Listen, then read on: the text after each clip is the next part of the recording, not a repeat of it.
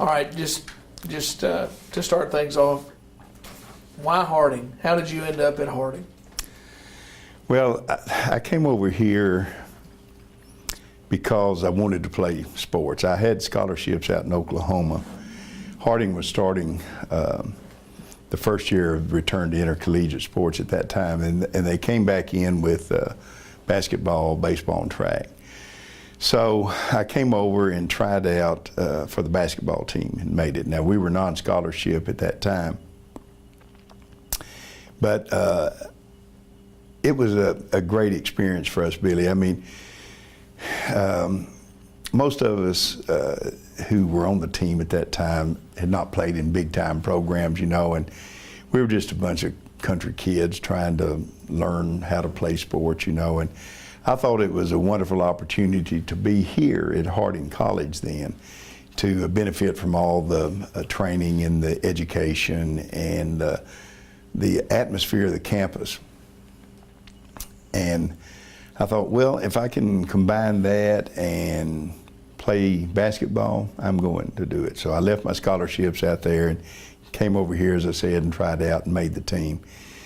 And it's been a lifetime love story ever since. You know, I can't imagine our lives without Harding, you know, the programs that have meant so much to us. And the fact that my son's played through several of the sports programs here, and my son-in-law, and so we're pretty much tied into Harding now University.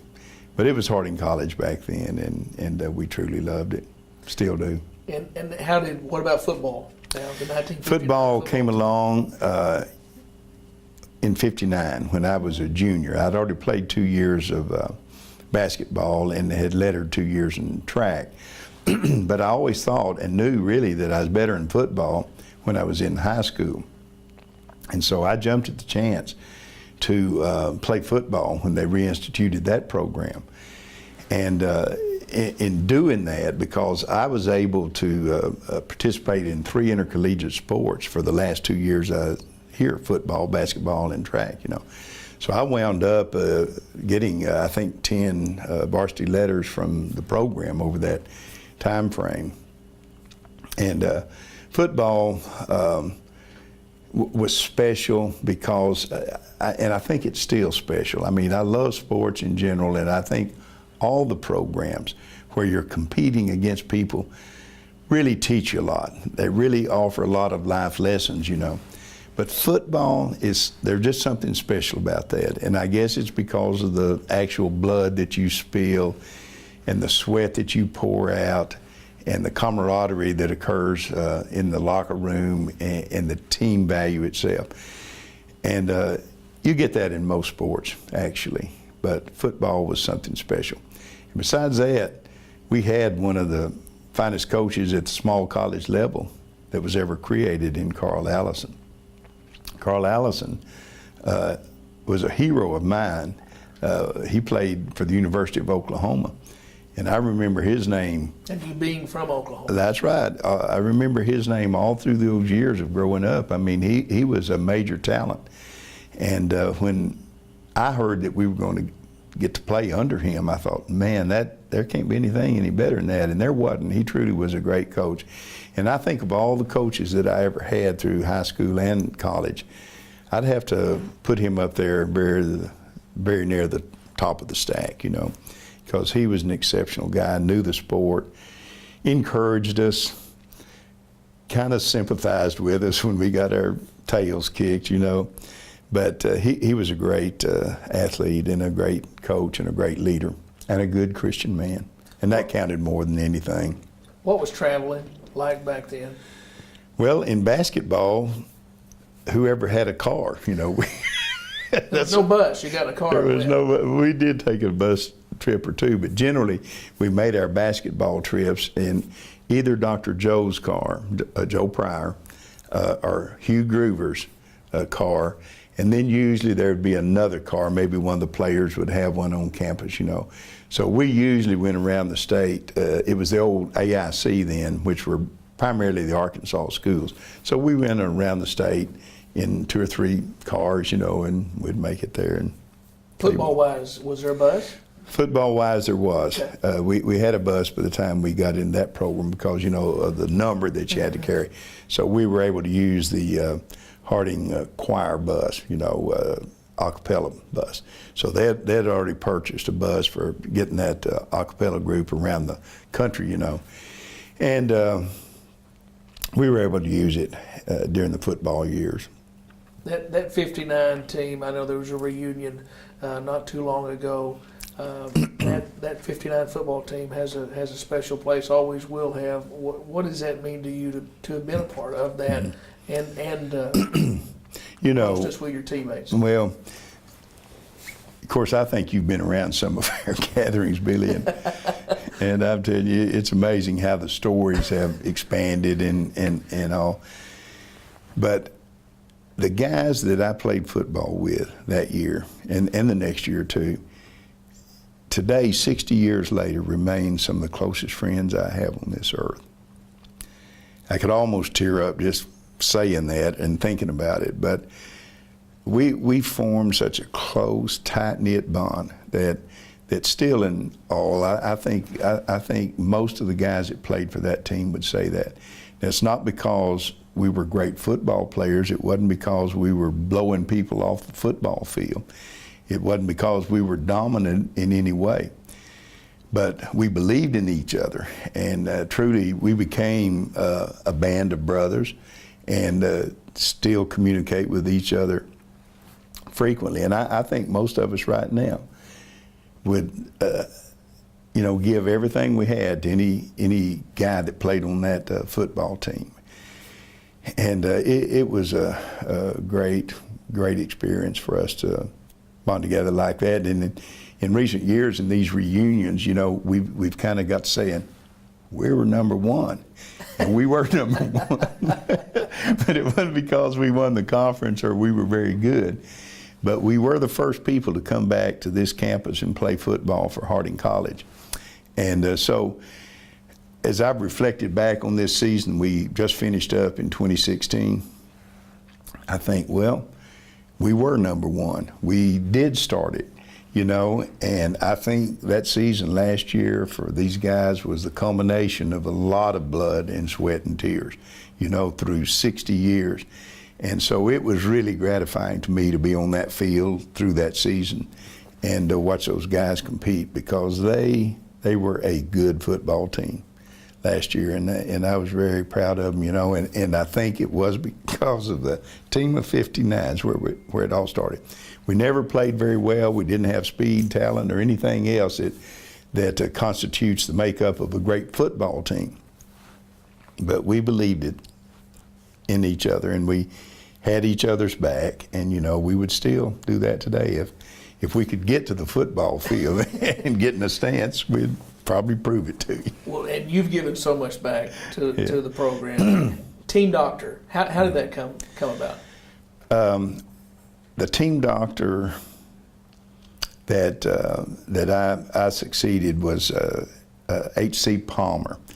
He had played football at Kansas and had come here to practice medicine and decided to move back to Kansas.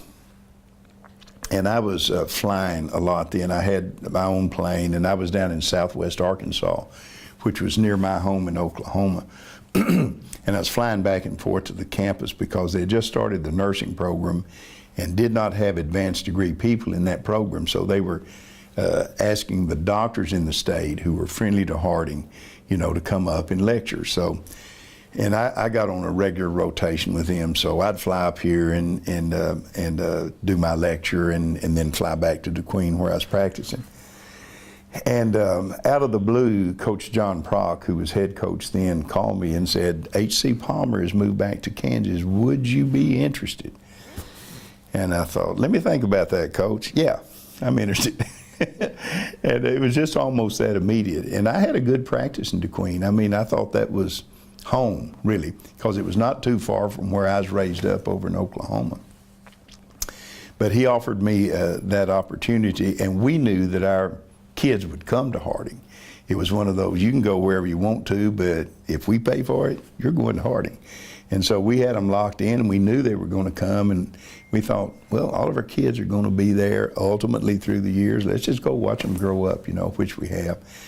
But being on that sideline, Billy, has saved my life as far as sports. I don't know that I could sit where you guys sit and listen to some of the stuff that I hear coming out of those stands.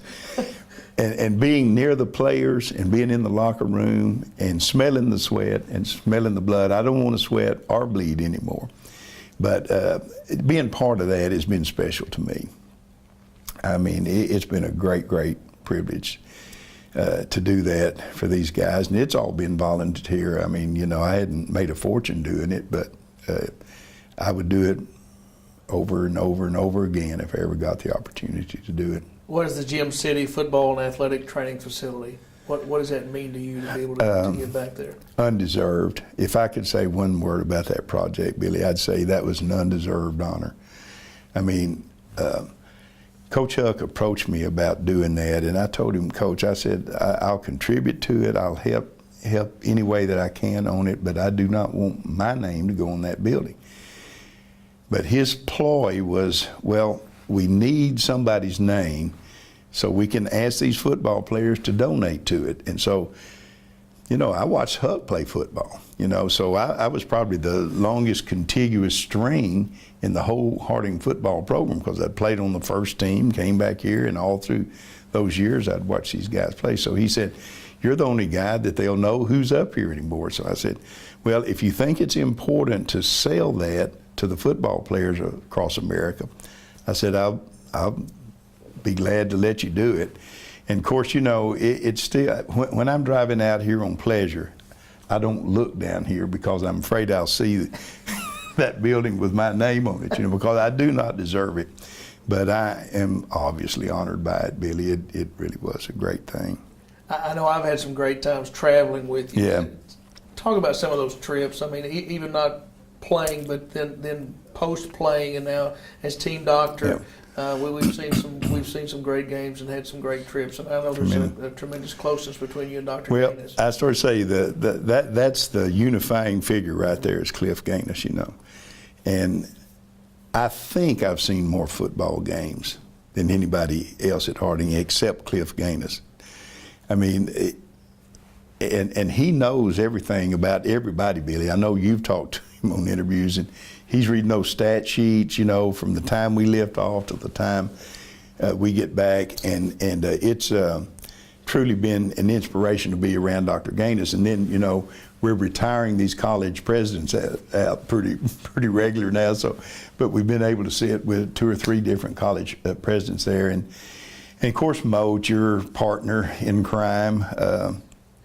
He's always a lot of fun, and keeps things going.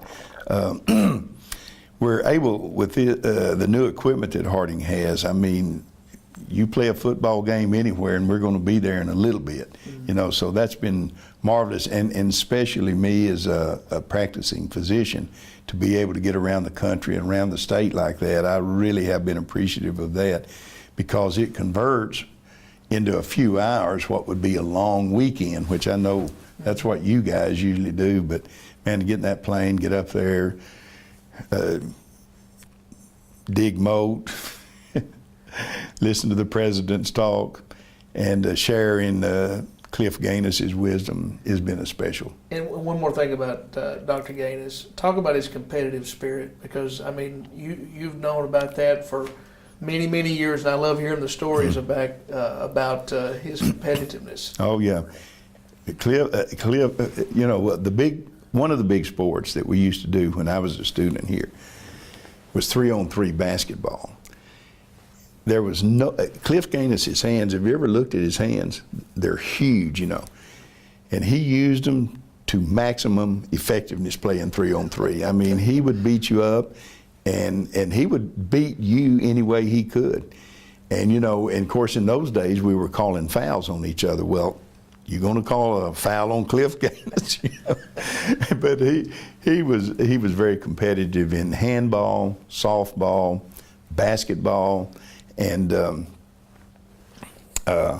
in everything that he did. I mean, it does not matter. And I think that his spirit, that willingness to be a competitor is really the thing that inspires most of us that have played Harding sports.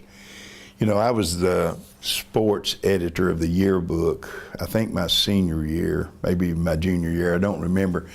But I remember, and I may have told the Harding Sports Network this same story, but I remember one picture that I captioned during the time I was writing those captions for the yearbook. But it was a picture of Cliff Gaines and M.E. Berryhill and Joe Pryor. And I entitled it Men of Vision. And that's when, because they were the athletic committee that brought intercollegiate sports back. And there was a lot of dissension at Harding at that time about whether or not that should be done. There were a lot of people who were highly agitated against reinstituting a program about it. So they took a lot of criticism, took a lot of flack during those years, but they could see ahead to what we've got now, you know. And I think, Billy, I mean, you get around more than I do, but I think we've got the finest facilities in Arkansas, you know, and with this new project, you know, probably the best in the state at any level, you know. So those men of vision are the ones that started that, and Cliff Gaines was one of them, you know, and they could see ahead into the future where none of the rest of us could. So I think they did a great job in promoting the program. And of course now with America like it is, you know, with sports being so intense in everybody's mind, you know, it was obviously a great thing to do, because I think it's generated as much interest in Harding and has been responsible for having many, many people participate in as donors and attendants, you know. So it's been a great thing to bring sports back, and I'm glad to have had just a little bitty part of it, you know. Well, you touched on the championship season 2016. You talked about your family being so involved in football at Harding. Your grandson was on the field in 2016. He held the 47-yard field goal that tied the game in Sioux Falls and held the game winner as well. What did that mean to you to see him out there during that historic season? Yeah, and remember, that's my grandson. Yeah. You know, so that's another generation Right. down. But to see all of those kids at the various levels that they're playing now, to see them perform is obviously special, because, you know, in a small way, Billy, that's part of me still on that football field, you know. And Cole is a fine boy, outstanding Christian young man, and I think has a lot of potential. And to see him be a contributor in that season, you know. And I was worried about him because of his playing time, you know, but I told him, I said, Cole, you know, that's as big as anything you can do on the football field, is make sure that is done right, because it changes the course of games, you know. So I was extremely proud of him. He's a fine young man. Hope he gets a little more playing time this year. And one last thing, the Harding Athletics Hall of Fame. Obviously, you're a member of that. What does that mean to you? I'm glad to see my picture hung up there with some great athletes. I don't happen to be one of them, Billy, but I played hard. I did as good as I could do, you know, and it means a lot to me to be included with those athletes. There are some great athletes on that board if you've ever looked very closely at those pictures, you know. And to be included in that Hall of Fame has been one of the single honors of my life, you know. Very important, very, very special to me.